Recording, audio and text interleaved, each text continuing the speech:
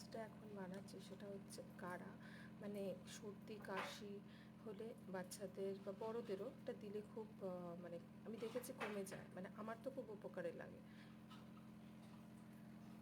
তো এর মধ্যে যেগুলো আছে সেটা হচ্ছে তেজপাতা, লবঙ্গ, এলাচ, আদা আর হচ্ছে 3-4টে গোলমরিচ।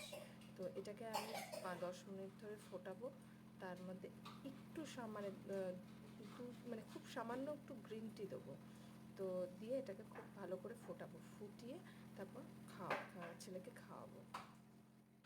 খুব ভালো করে এটাকে 10 মিনিট ফোটাতে হবে, তাহলেই কাড়াটা তৈরি হয়ে যাবে। আর এটা কাশির জন্য, সর্দির জন্য, মাথা যন্ত্রণা করছে, মাইগ্রেন আছে কারো, এটা খুব উপকারী।